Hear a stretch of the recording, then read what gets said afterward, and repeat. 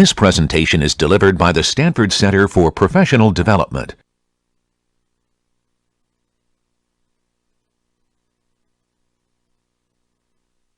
Okay, well, we have a special today. This robot is going to show you a video. I'm not sure if you're familiar with those cassettes anymore. Do they exist still? So the Puma here is going to start the VCR. Well, it's starting, and there is a video inside.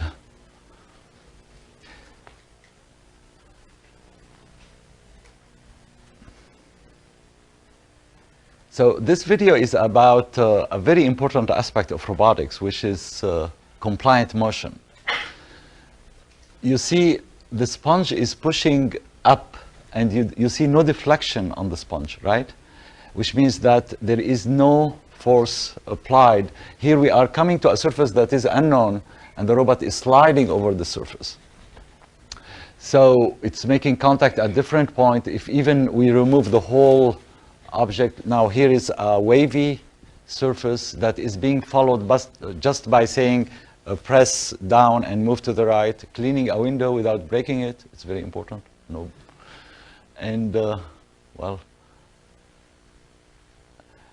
all of this cannot be done without force control and compliant motion control. So you put an error and still you are doing the same task. Dealing with uncertainties requires you to be able to control the compliance. This is linear compliance, but we can also do rotational compliance. So zero moment. When you push to the left or to the right, you will have a zero moment. So if we could see the video back. So here we are creating a strategy to do face-to-face assembly where the contact forces will drive the robot to move about a rotation center here. And that will result into a robust strategy to do face-to-face without any planning of the trajectory. So from any contact point, you rotate, minimizing these moments of contact. This is another example of a peg hole where the forces of contact are driving the motion to rotate and to insert the peg into the hole. These were developed in the late 80s. I mean, here is a very nice example. We are following this racket without any specification, just the contact forces are driving this motion. So force control is very important, not only for compliant motion, but when you do cooperation between multiple robots, it is also the same requirement. You need to be able to control internal forces, otherwise you will break the object. And here is an example of two Pumas cooperating to manipulate a pipe, or I believe we have three Pumas. Oh, actually still with two Pumas, we are moving a large object. And you can imagine now you are doing internal force control and resulting force control to create the compliance to produce that assembly.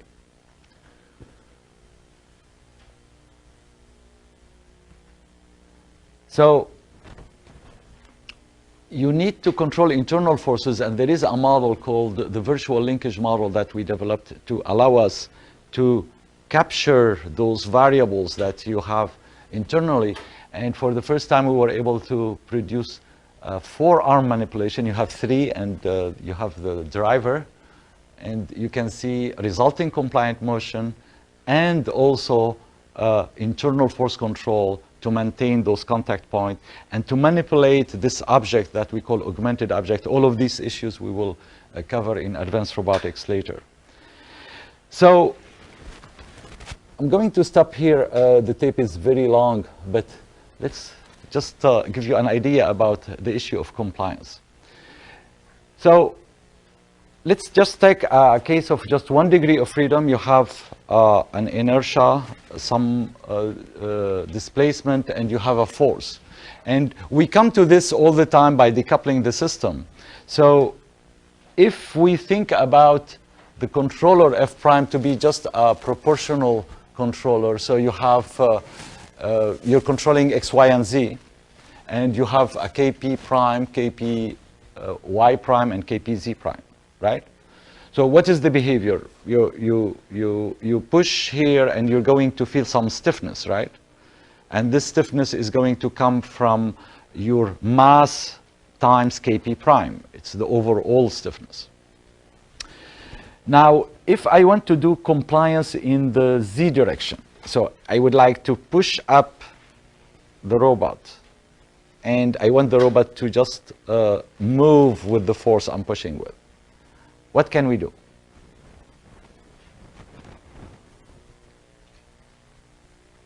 So if I have a very large kp z, it's going to be very stiff, right? If I reduce kp, what is going to happen? If I push, it will restore itself. I push, I reduce it, it will be a stiffness that is lower and lower, and you will basically move in that direction, right? If you make it 0, what's going to happen? I'm sorry? Doesn't it just stay where? Well, if it is 0, it is basically, it is free now. That spring is cupped. So you move it, it's going to move. So from the control we developed for the position, because we have a control in x, y, and z in task space, at the end effector is stiff in this direction, stiff in that direction. In this direction, if you change kp and make it 0, now it's free. And just by making kp equal to 0, you are going to have those relations. So the first one will be stiff, in the y direction stiff, and here you will just feel the z prime. I mean the z dot, the damping. Okay? So can we create compliance this way? Just compliance, now it is free. But actually what we want to do is not only to create a compliance, we want to control the force, the contact force. So if I'm controlling, pushing the robot, I would like it to maintain 0 force. So when it feels there is any force, it moves away, which means we need feedback. We need a force sensor. And this is really the requirement in order to interact with the environment. Most of the time, actually, you want to apply a specific force on the environment, and that requires control of forces. Here we have only, we just removed the position control from 1 degree of freedom, one direction. So this compliance along the z direction is the first step. We substitute actually this controller in the z direction with a force controller later, and then we are able to control forces in the z direction as we saw earlier, and position is in the other direction. So this is what we call both motion control together with force control. So this kp prime has a very important role in determining the stiffness, but really the closed loop stiffness, remember, you have multiplied kp prime by m hat. So this is your closed loop stiffness. And if you think about it in terms of just the spring aspect, you can see that kx is your stiffness. But now, what is the corresponding stiffness in joint space? You can compute it, because this kx is displacing delta x, and delta x is j delta theta. So your k theta, the stiffness you have in joint space, is your kx with this transformation. So you can even evaluate your corresponding stiffnesses in joint space. Now, for really dealing with the problem of force control, you need to be able to sense the force. And the reason is, if you think about it, let's say I would like to control some F desired. So let's, if we set just the desired force to the, control force to the desired force, we will see that actually the robot is not even moving. And the reason for that is the friction. So if you think about the friction, as long as your force desired is within the breakaway friction, you're not going to move. your force will not get the robot to move beyond that friction. Then you have also continuous column friction, and you have the viscous friction. So it is really difficult to do accurate force control. All the time you are feeling those forces that are coming, so you cannot do it in open loop. So what you need to do, you need to measure your resulting force at the output. So if you apply 1 Newton meter in this case, the output will be 0. And you really need to be able to measure the actual F and form an error between your desired 1 Newton and your force, actual force, and then you can make feedback control. And with, again, then you will be able to do it. So if you have a sensor, then your sensor is going to give you this sensed force, which is the displacement of the sensor. A sensor is essentially a stiffness that you're deforming. It's very stiff, and the delta X is very tiny. So your sensor will give you the information, and now you can see that what you want is to achieve F equal F desired, which means that you can select a controller that feeds forward the desired force and deals with the error and the feedback through a controller that allows you to control this mass that is moving, but in terms of forces. Now, we can then use this relation between X and F and rewrite this equation in terms of force control. So we can take the second derivative of this in terms of forces, and then we will have this stiffness appearing in the equation, and then we close the loop. And once we close the loop, we are going to have the responses we saw on the video. That is, when we push, we will see not only the feed forward, but there will be an error coming from the sensor, and this error will produce torques to move the robot in a way to reduce this error. So if you think about how we can do this, basically you have the relation between forces and displacement. You take the derivatives, and then you design a controller like this with a proportional term, derivative term, and then you are able to have a closed loop that minimizes this. And the response now is in force space for the robot.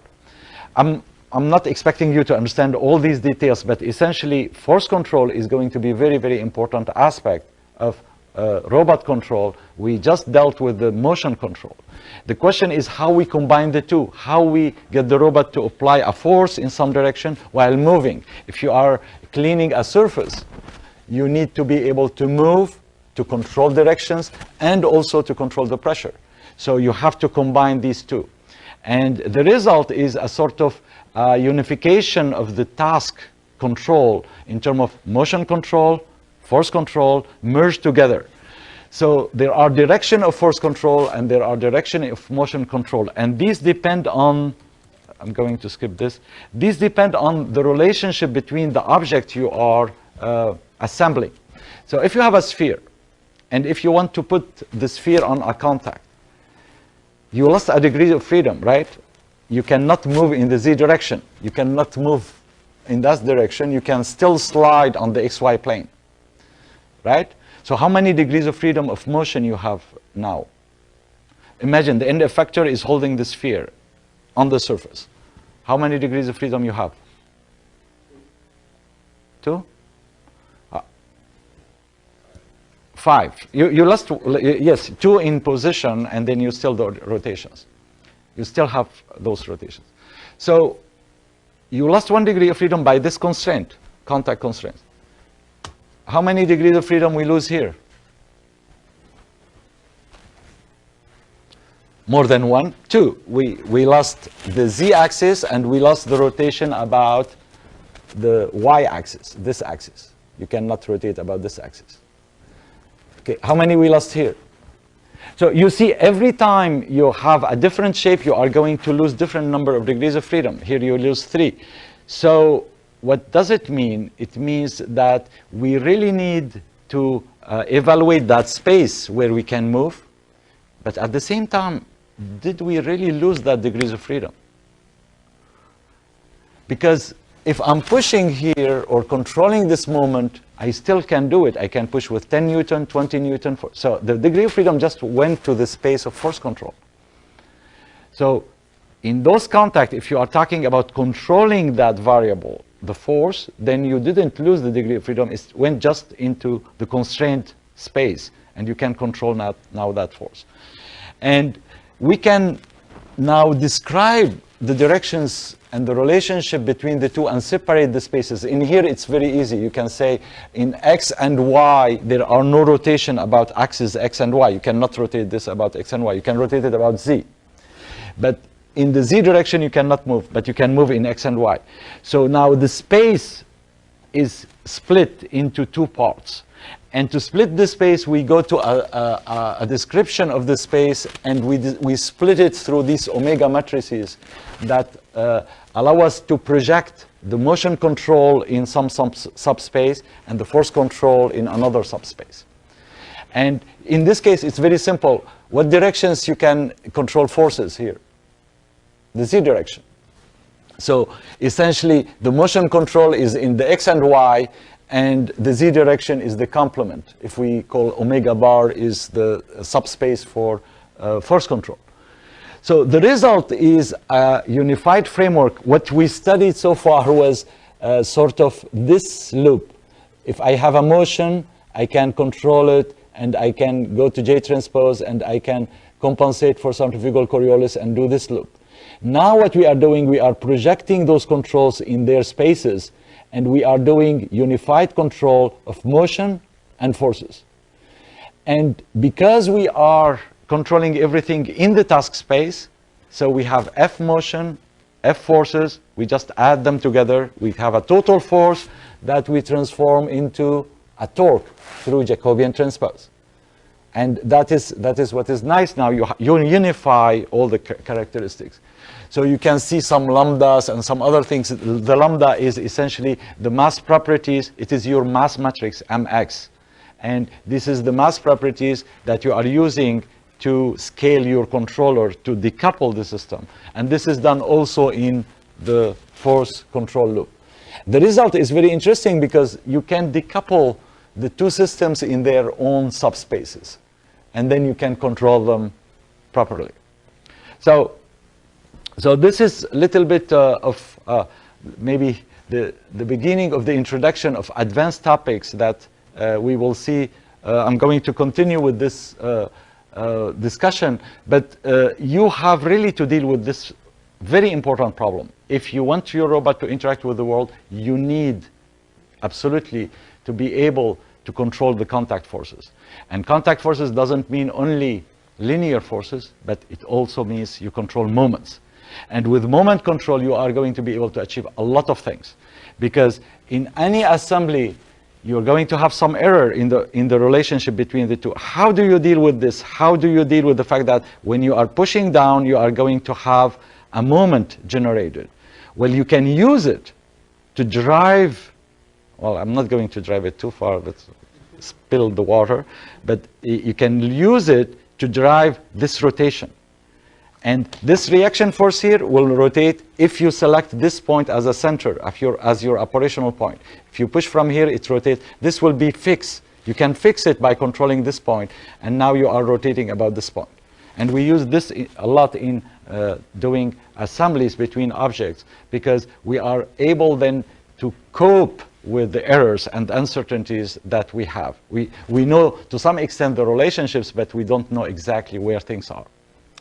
So I'm going to continue with the discussion of advanced topics. And this is part of a keynote talk I gave recently. It starts with some really old robots. I don't know if you've seen. Have you seen this robot? Leonardo? Okay, so tell me if you have seen this one.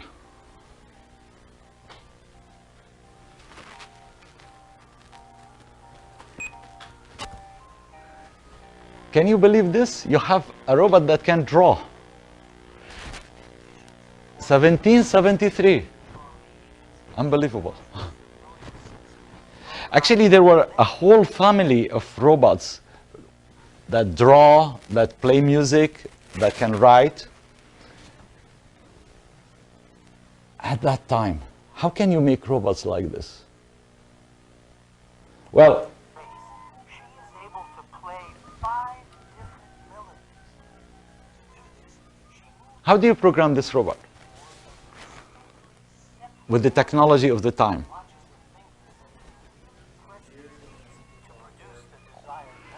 So basically you're going to use mechanical devices, and if you want to see the computer that was used, here is the computer.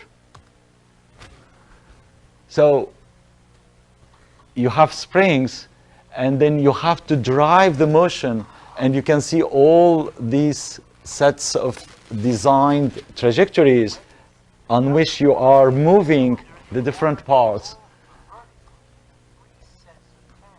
So the robot is going to write Jacquet automaton. So, well, robotics was around for a long time, right? And really the question was just waiting. It was in our minds. We wanted to build those machines, and the thing was just we didn't have the right technology. And the technology really came much later and brought the first robots that were almost completely industrial robots that were used in this structured plant to perform repeated tasks, such in automobile industry and others. Now, today robotics has moved, and we saw at the beginning of the class that robots are now used, or the application of robots is conceived in many domains, and especially we see a lot of robotics today in medical applications, where robots are coming very close to the human, in fact, inside the body of the human. So this is bringing a lot of challenges as we bring robots closer and closer to the human. This is bringing really the real challenge of robotics, because robotics in the industrial setting requires really little from the robot. Once we understood the requirement, precision, repeatability, and the performance and speed and robustness, we can engineer the machine to do that. Here the problem is we need much more intelligence in the robot to deal with many things that are not known in advance. You need to perceive the environment quickly, respond and react to everything that is happening, and you need to be also moving safely. So those challenges bring the perception and sensing issues that we need to deal with in an environment that is unstructured. And this is really a big challenge, and also a good thing for researchers. I mean, without this challenge, in fact, robotics would have become just automation. But having the challenge of unstructured environment is bringing a lot of interesting issues to the research in sensing and perception, in planning and control. Why planning and control is hard here when you have those human-like robots? What is the problem?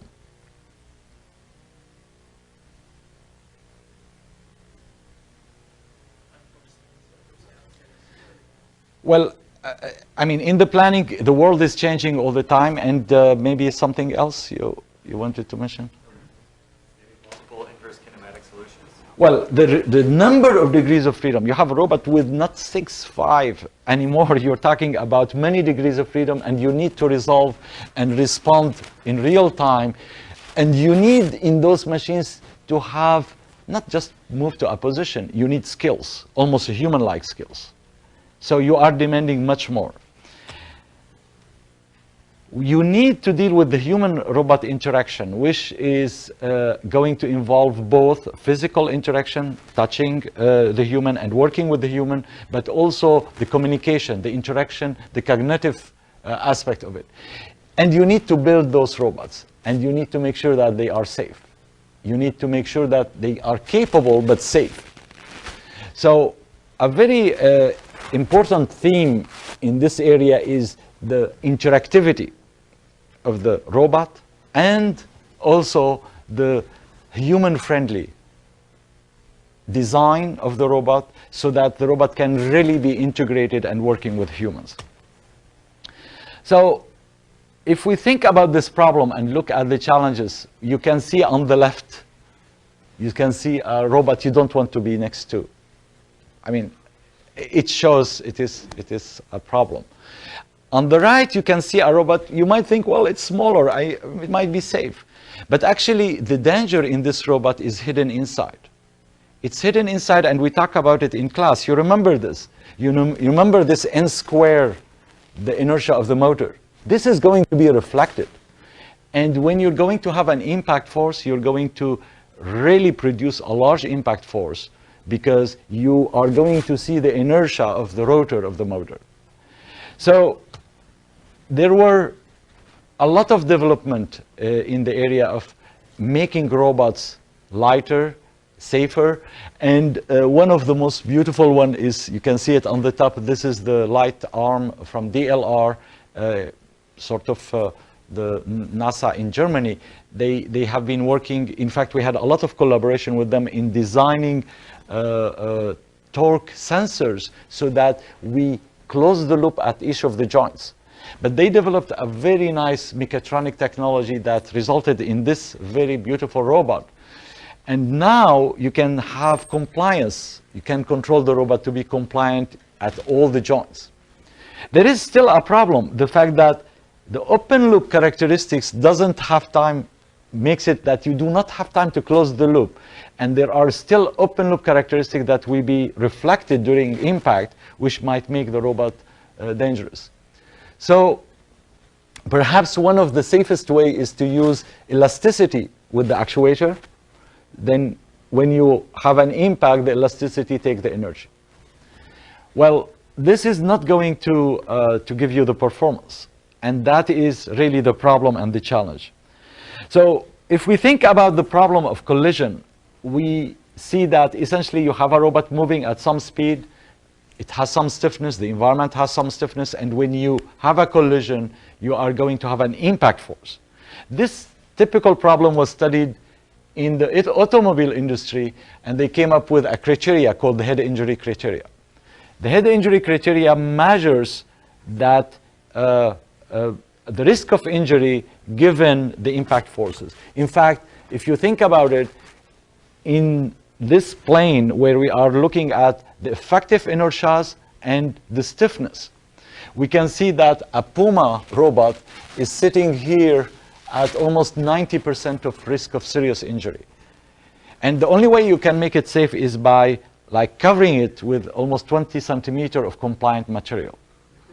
So I don't know, I mean, it will be really, really big. So what is the problem? I know we have a lot of mechanical engineers, so they are going to help me now to solve this problem. How can we deal with this problem? Yeah. Do you need sensors that are more anticipatory? Well, Less reactive or more? Well, actually, the sensor idea is really, really good, but I think there is no way you can guarantee. I mean, if you have a robot, you can never guarantee safety a passive safety that is not dependent on a computer or dependent on a controller or a sensor. Anything can break. How can I guarantee that whatever happens, this robot is safe? So I need really to go further, not only to think about how I can improve the feedback, how I can, all what we can do with the sensors, skin, and protection of the robot is good, because that is most of the operation. But I want also to make sure that if I have an impact for some reason, something broke in the robot, the controller, the computer, something happened, I need to guarantee that the impact force is below some acceptable amount. So it turned out that a large part of the design comes from the actuation. And you can see it every time. I mean, you are trying to manipulate an object with this end effector. How do you move this end effector. You need links. And everything we were studying was the carrier of this end effector, right? And to actuate your links, you need motors. And because of the motors, your links becomes bigger and bigger. Because you put this motor here to carry this end effector, then you need to carry both with the link with another motor here, and you propagate the weight. So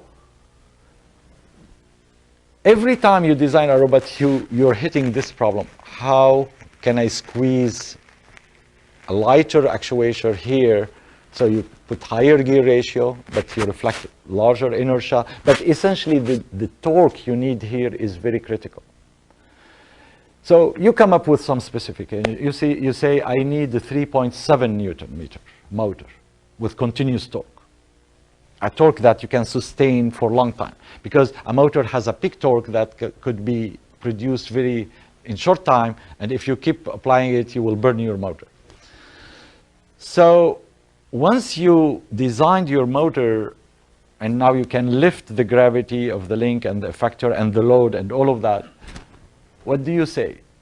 Well, but my robot has to accelerate, has to give me those performances, and now my motor, I will pick my motor to have those characteristics.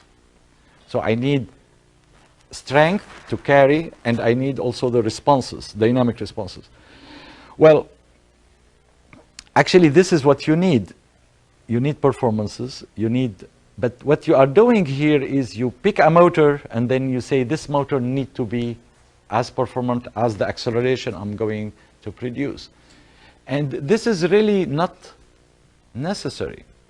Because if you think about the problem in the domain of control and the performance you need, the magnitude that you will need at high frequency is much reduced. So in fact, your requirements are you need large torques at low frequency and smaller torque at higher frequency, which means you can design your robot differently. We never think about it, but we can design the robot not with one motor, but with multiple motors for each joint. Like human have multiple muscles actuating, and actually different type of muscles. So you can place a small motor, the structure will be light, very safe, and you put a big motor at the base. You remove the weight. But if you do this, actually this motor will be reflected at the impact force. But I said this motor is only needed at low frequencies. So now I can isolate the motor. When I have an impact force, it will go through this elasticity. So this is the concept we developed in DM2. It's called distributed macro-mini actuation. That really is interesting in the sense that you build a robot that has the capacity of a large robot, but the safety and performance of a smaller one. Well, this concept since went much further, and seeing the performance you can achieve, I mean, it's amazing. You can take the Puma and build a robot like the Puma with 10 times less effective inertia. That is, you reduce your inertia from 35 to 3.5. And that leads to a large reduction in the inertial properties that you see. So I think you don't understand this. Let me show you what I mean with this. Where is my simulator? Anyone saw the Puma simulator somewhere? Ah, right here. Okay, so if we look at the Puma, if we look at the Puma, we can display the inertial property of the Puma, and you can see like you have small inertia in this direction and large inertia in this direction. In fact, if I move the Puma, you can see that this inertia is changing. We have singularity. You remember the singularity here. And if we look at it, in this direction you cannot move when you come to overhead singularity. And the inertia becomes very, very big. The inertia goes back to a reasonable value in here. So we can take this mass matrix and represent it as the inertial property and describe those properties on the robot. So let's go back to.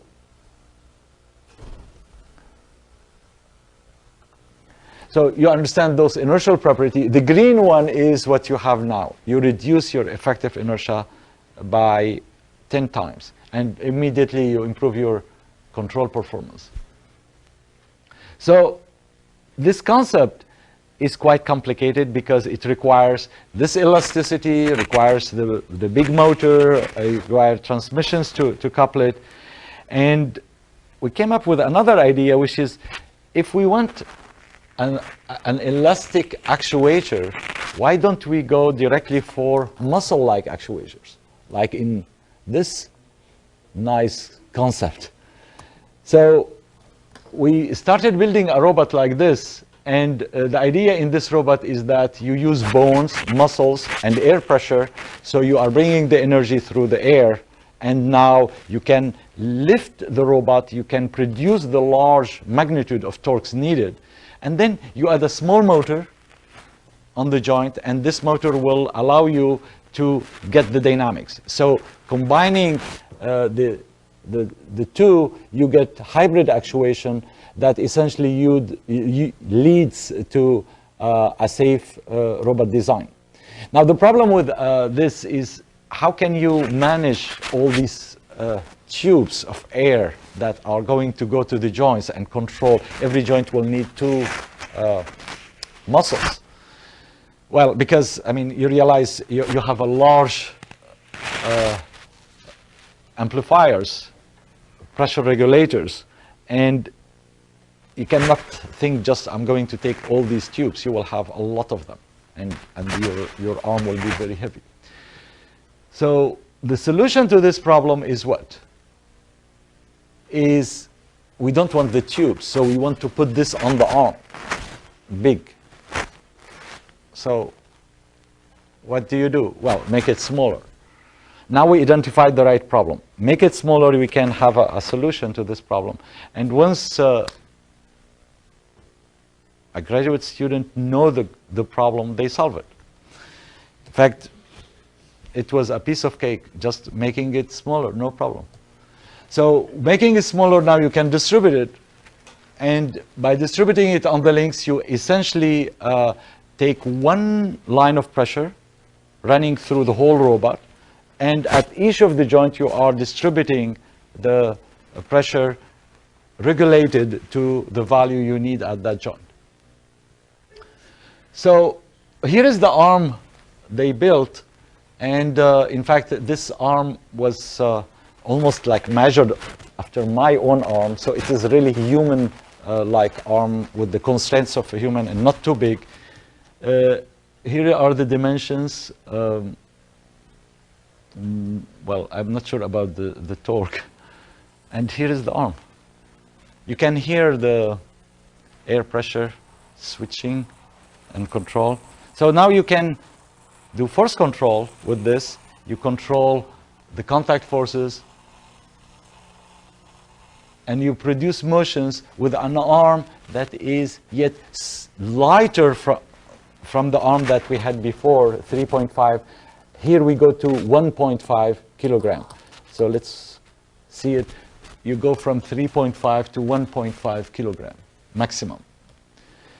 And you can see on the red response, you have the macro robot. Just the macro, the muscle response is very slow. You get almost 0.5 hertz in the closed loop. Whereas with the macro mini, you can go to 35 hertz. Huge, huge improvement. The other thing is by adding this tiny motor, you are improving the control not only of the overall system, but also by thinking about the macro differently and looking at what you are controlling, you can also do a lot of improvement. What we did, we added sensors to measure the tension. The actuation using muscles brings a lot of nonlinearities in the model. But if you use a sensor, you can close a loop and you can improve your control. So just the macro with a sensor goes to 7 hertz. So this is really, really important, always to use sensors where you can. Well, with the group of Mark Katkaski, we are working now on the next prototype that will come probably in a few months. And this prototype is bringing an integration of all these tubes directly inside the structure. So this is going to be a cool arm. This is some of the built parts, and you can see the overall design.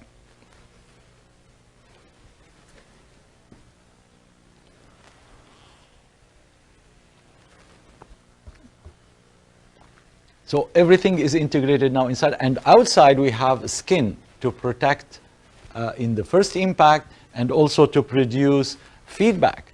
So you get tactile information about the contact location so you can control better your robot. Okay? So how many orders we have today for this one? Okay, well, please contact us and send. Yes? Sensors are in the joint, or at the extremity, or both? Well, there are sensors on the inside the structure to measure tension on the muscles, but also we have sensors distributed on the skin outside, and that will measure contact with the environment. So when you hit first, you dampen, so you reduce the impact force, and also you measure where you are touching. Okay. Let's move to another aspect of this human-friendly goal and look at the planning and control and look at the human-robot interaction. So let me start with something that we basically developed in the early 90s, and I mentioned, and probably you saw, all of you saw this couple in our lab, Romeo and Juliet, the two platforms that we used to develop and explore the area of human friendly robotics. So here is the video. If we can have the projector please off.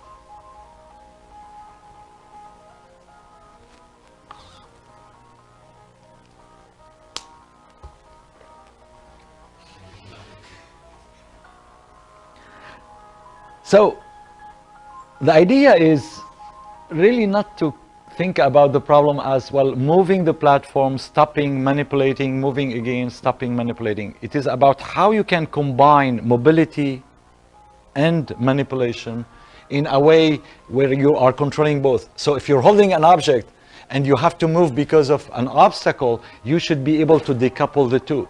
We call this the task, and this is the posture.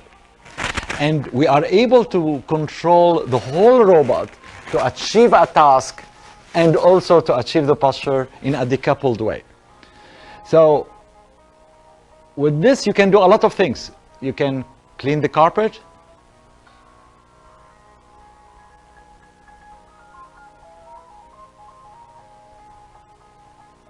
Open the fridge. Thank you. Make a contact, control the contact force. Oh, this is my shirt. I think it's the only shirt in the world that was ironed by a robot. I should add, it was ironed one time. This is one of the most complex tasks you can imagine. I mean, you can imagine internal forces control, macro mini actuation, cooperation between the two. All of this, well, there involves a lot of models and things we will be discussing in advanced robotics. Well, this was accomplished and demonstrated at the opening of this building, the Gates building, and in fact, Bill Gates, when he came to the inauguration, he was quite amused with those robots, which you can in fact also use to interact with a human. So my students used to dance with those robots. Here is another example of how you can interact with them by guiding the motion. So the human is giving the intelligent task of the guidance, and the robot is following. And this is basically, oh, and Alan is dancing. Okay, so by 97, when we accomplished this, if I don't know if you remember, I mentioned by 97, 98, there was the Honda robot that brought the first walking stably machine, and it was remarkable achievement. It dealt with the locomotion aspect, but it didn't really address the problem of manipulation. And since then, we had this challenge to bring together manipulation and mobility in the way we did it for Romeo and Juliet on a more complex robot that involves many degrees of freedom, a branching structure. We're not talking about contact with one end effector. There are many different points you are controlling. You have multi-contact. You have many constraints. You have a lot of things taking place, and you really need to deal with all of these simultaneously and in a coherent fashion. You cannot pull in one direction without really accounting for what is happening in other directions. So the idea now of dealing with this problem through inverse kinematic is crazy, because you have a lot of degrees of freedom. You do not want to commit your final configuration before moving, because there are constraints and joint limits and many things that happens. So the approach that we discussed in class earlier about task-oriented control makes a lot of sense. You pull toward the goal and the configuration emerges. You do not decide it ahead of time. And this approach results into a very simple way of controlling the robot directly in the task space. So in the next 2 minutes, I'll show you how we do this here. But I mean, you can realize there are a lot of details. Let's go to the arm. That's what we studied earlier. You have a force. You have the gradient of the force. How do we apply it? Torque equal transpose F. Okay, very simple. That should work. We said we cannot just do it like this. We need to account for the mass properties. We need to establish the model between acceleration and forces. And by having a good estimate of this model, we can go and correct this. And now we decouple the system. And we align the directions to follow the inertial properties. Now, the question is, if we go to this problem, how do you deal with all these points? How do you combine? How do you control this while you're controlling this? If you move one arm, everything else is going to move. How do you decouple the motion of the right arm from the left arm while balancing and doing all these things? That is a good idea. Gyroscopes will give you a good sensing. By integrating, you can find the orientation of the body. You can use that information, but how can we deal with this problem of finding the dynamic equations of a system like this and controlling it? Yeah, we want to use energy, but first we need to get a model of the system for this task and that task and the head and the legs. And so we need to extend this operational space control or model, not only to find these mass properties, but I want to find all the mass properties and the coupling between them. It's not obvious, but it's very simple. So when you run into a problem like this, just sit down, relax, and just move back from the problem. Don't go too close to the problem. Move back. What do you see? You go to a higher dimensional space. If you go to a higher dimensional space, everything appears like one point. So if we take this problem, x1, x2, x3, and put them in a higher dimensional space, in that higher dimensional space, they will be a point, a task involving x1, x2, x3, all of these. And we are back to the beginning. Because now, with this, you can find a Jacobian. Once you have a description, you find a Jacobian, you find your mass matrix, mx, or lambda, what I call. And on the diagonal, actually, you have the mass properties at each of the point. And the off diagonal, you have the coupling between them. And now, you're back to this. Beautiful. You have the same model in a higher dimensional space. And now you can use this model to control the system, it's very easy. We use the energy, that is, we use a force of task to control it with J transpose F. But now, suppose I'm controlling the legs and the hands, but I have all this motion. That is possible, right? This is the null space motion. This is what we will discuss with redundancy next quarter. And in there, you have to guarantee that your control is consistent, do not interfere with the first control. And to do that, you filter it with n, the null space of the Jacobian. And the result is that you guarantee that there will be zero acceleration coming from the control of the posture. And that means when we move in the posture space, these points will be fixed. And that is very, very important. And once you have this decoupling, then you can control the system in a very effective way. So the control of the whole body is task field to control the task, posture field to control the posture, and the two are decoupled, so you can generate motions without any trajectory. The question is, how can we find those energies? Can we find those criteria? Well, if we are working with horses, maybe we should look at horses. But if we are working with human, we should look human-like robots. We should look at human. How human do it? And this is really a good question. I mean, we already started to be inspired by the human, the way human move, servo their hands, the way they move their body, and we need to see how all of this can be captured through simple mathematical models that we can use to reproduce the motion. So the starting point would be like just motion capture. Capture the motion, and then, well, I'm not going to replay the motion directly, because if I record the motion and replay it, then we cannot generalize. What we are after is not a specific motion. We are after understanding. So if you have a system you want to understand, what do? You shake it enough to find all the behaviors, and to shake, and then you identify it with the model of that system. So you need a model of the system. I mean, it is really interesting. We were working with robots, and now we are working with human model. But human model are essentially articulated body systems. The mass matrix you computed is the same. You can use the same mass matrix. The actuation is different. So for the mass matrix, you can now take the rigid body part, the skeletal model, and now animate it. And this is what you see. In fact, drop it in the gravity field, a pendulum. The idea is, how can we go from the human to the robot, right? And with less degrees of freedom. So we want to see the characteristics of the motion.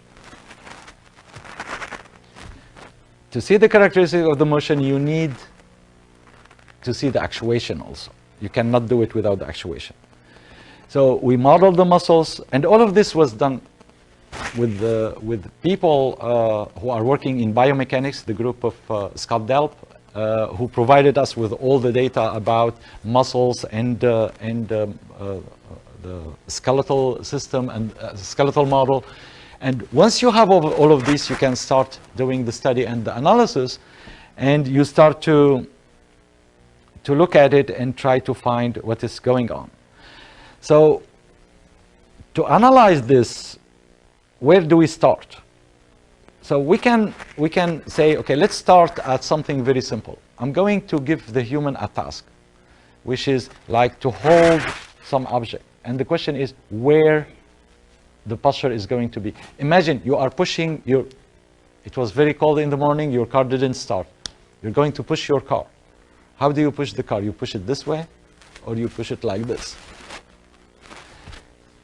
The answer is obvious. Actually, the child, when at birth, didn't know that.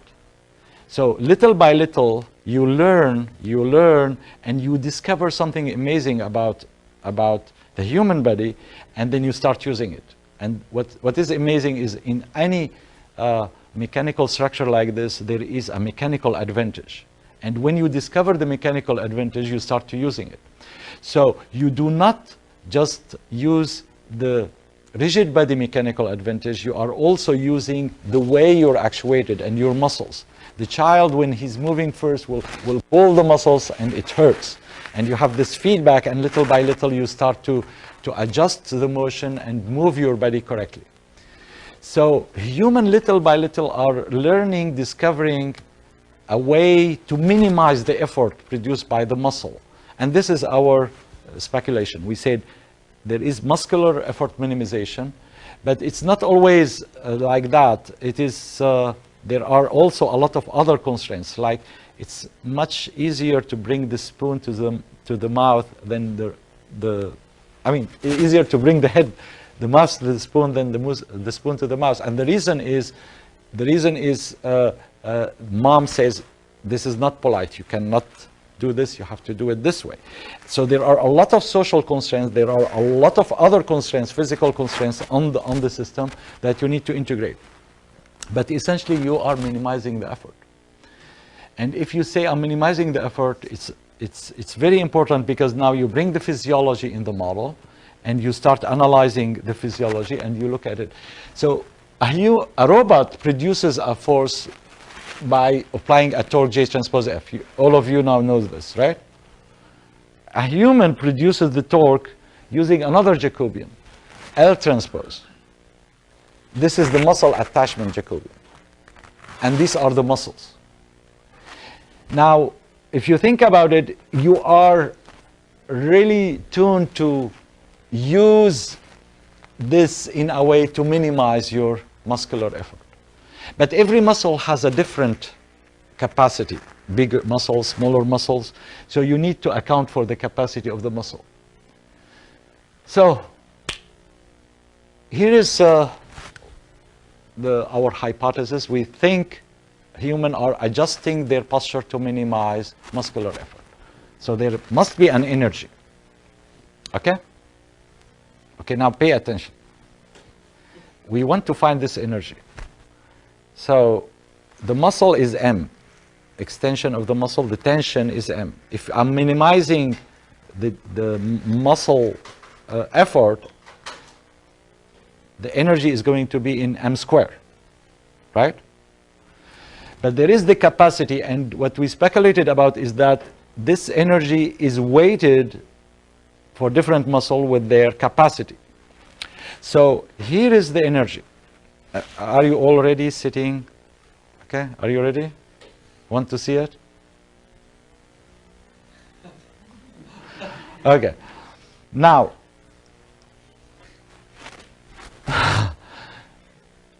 if you look inside of this, this is what you see. This captures the following. Captures your task, captures the mechanical advantage of the skeletal system, captures the muscle attachment and the capacity of your muscles. If a muscle is weak, you compensate for it. If a muscle is missing, you're compensating for it, etc., etc. So, in fact, it turned out that our student went to the motion capture lab and we did the analysis, and it's amazing. Actually, I see you sitting comfortably. Why don't you just relax your back and move forward without touching anything with your back? Let's try it. We're going to see if it works also with you. So let's drink a cup of coffee. Don't drink it completely. Just go very close to drinking the coffee. And comfortably, and like you're relaxed. And yeah, let's go. Okay, now look around. Everyone is doing this not like this, not like this. It is like this angle. And this angle corresponds, in fact, to the minimum of this energy. So it is not a coincidence.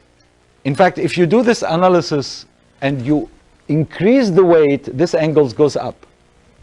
And you can see it here as you move and increase the weight from 0 to 15 pounds, for instance. This is the speculated angle that you will find.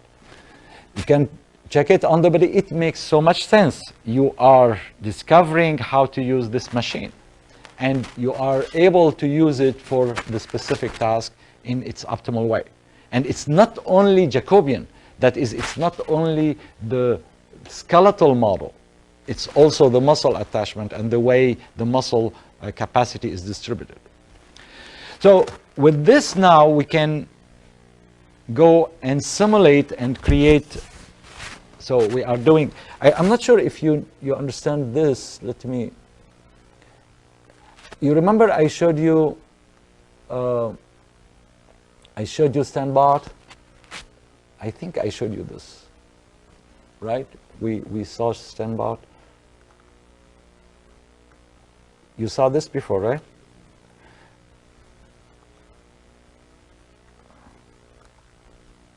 Okay, quickly. So we move to the goal, we move to the goal, we move to the goal, and you are able to just track that motion, right? And you remember you can fall, boom, hit the joint limits. All right, so now let's go back to this. So this is what we're doing. We are controlling one point and the body is adjusting through a criteria in the null space, and now you can move it to the robot, not as a trajectory you're copying, but as a criteria that you're applying to the robot.